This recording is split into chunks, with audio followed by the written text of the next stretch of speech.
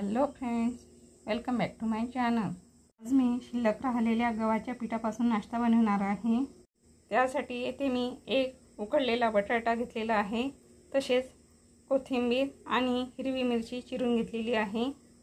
हा उकडलेला बटाटा अशा प्रकारे मी बारीक करून घेतलेला आहे। हिरवी मिरची आणि कोथिंबीर टाकून घेतलेली आहे। 1 चम्मच चिली फ्लेक्स, जीरा आणि चवीनुसार मीठ टाकून घेतलेले आहे। यामध्ये थोडा हिंग टाकून घेतलेला आहे आणि चाट मसाला टाकून घेतलेला आहे। हे छान मिक्स करून घ्यायचं। अशा प्रकारे बटाट्याचं मिश्रण तयार करून घेतलेलं आहे। या शिल्लक राहिलेल्या कणकेचा चपाती करून घ्यायची। अशा प्रकारे मी या गव्हाच्या पिठाची चपाती लाटून घेतलेली आहे। ही चपाती एकदम पातळ लाटायची नाही।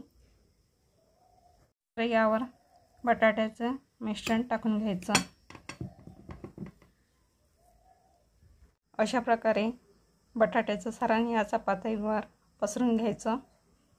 नंतर याची अशी दुम्मट मारून याचा रोल तयार करून घ्यायचा।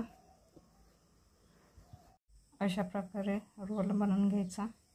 नंतर याला कट करून घ्यायचं।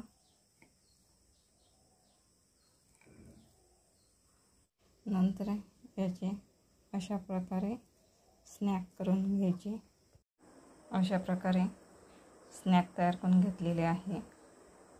एका बाउलमध्ये एक छोटी अर्धी वाटी गव्हाचे पीठ घ्यायचे आणि चिली फ्लेक्स टाकून घ्यायची आणि हे पाण्याने मिश्रण तयार करायचे।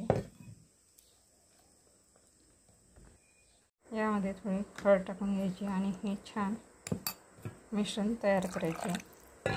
इथे मी पातेल्यामध्ये तेल गरम करायला ठेवलेले आहे। अशा प्रकारे हे मिश्रण तयार करून घेतलेले आहे। नंतर हे स्नॅक या मिश्रणात बुडवून घ्यायचे